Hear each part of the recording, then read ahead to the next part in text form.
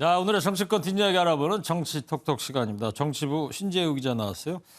신 기자, 오늘 민주당 경선에서 이재명 후보가 또다시 승리를 거뒀는데 이렇게 되면 문재인 대통령이 후보 시절 받았던 이 57% 선도 넘을까요? 네, 이제 관심은 이재명 후보의 최종 투표율이 얼마나 되는지에 쏠려 있습니다. 지난번 19대 대선 민주당 경선에서 문재인 후보는 57%, 안희정 후보 21.5%, 이재명 후보 21.2%를 받았습니다. 네. 현재까지 이재명 후보가 54.9%를 얻었으니 문재인 후보의 득표율을 넘을 것이란 관측이 힘을 얻고 있습니다. 여기엔 오히려 대장동 의혹이 더 큰 힘이 되고 있다는 얘기도 나오고 있는데요. 이재명 후보의 지지율이 타격을 입었지만 곽상도 의원 아들의 퇴직금 50억 원이 나오면서 이 후보 지지 세력이 결집됐다는 평가입니다. 전문가 이야기 한번 들어보시죠. 그러니까 보호 본능과 정권 재창출할 수 있는 가능성이 높은 후보가 이재명이다. 라는 생각 때문에 이렇게 대장동 의혹에도 흔들리지 않는 지지율을 보내고 있는 거예요. 네. 자, 이제 이렇게 되면 말이죠. 앞으로 경선이 이제 어떻게 돼? 다음 주면 다 끝나지 않습니까? 다소 네. 맥이 좀 빠지지 않을까 싶은데요. 네, 일단 민주당 선관위는 결과에 상관없이 다음 주 서울, 경기 경선까지 모두 치르겠다고 말했습니다. 이재명 후보 입장에선 민주당 후보가 되더라도 얼마의 득표율을 되느냐에 따라 향후 당 주도권을 지는 데 영향을 미칠 수 있어 최선을 다할 것으로 예상됩니다. 네. 이낙연 후보 역시 대장동 의혹 수사 결과가 아직 나오지 않았고 설사 지더라도 마지막 득표율에 따라 캠프 소속 의원들의 위상이 결정된다는 점에서 마지막까지 총력전을 펼칠 것으로 보입니다. 네. 그리고 말이죠. 이재명 후보가 오늘 유동규 전 본부장하고 멀어진 이유를 기자들 앞에서 설명을 했다면서요? 네, 이재명 후보는 경기도 기자들과 만난 자리에서 대장동 키맨으로 불리는 유동규 전 본부장과 얽힌 사연들에 대한 이야기를 했습니다. 이 후보는 성남 선거를 도와준 건 맞다고 인정했습니다.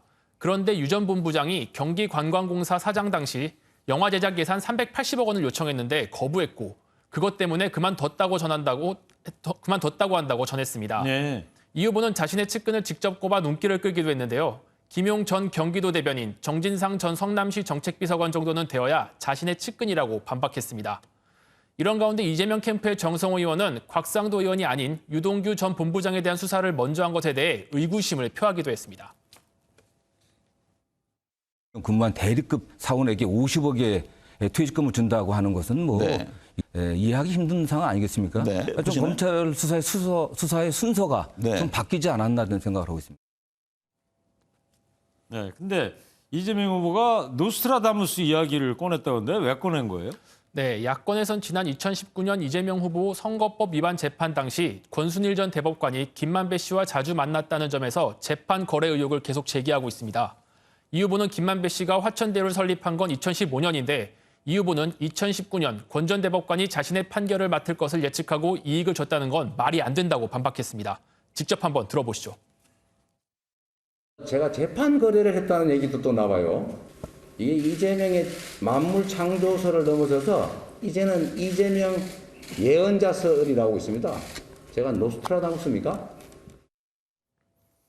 노스트라다무스 하니까 또 다른 이제 주술 논란이 지금 또 화제가 되고 있는데 윤석열 보고 손바닥 왕자 놓고 야권에서는 시끄러운데 여권도 가만히 있지 않을 것 같은데요?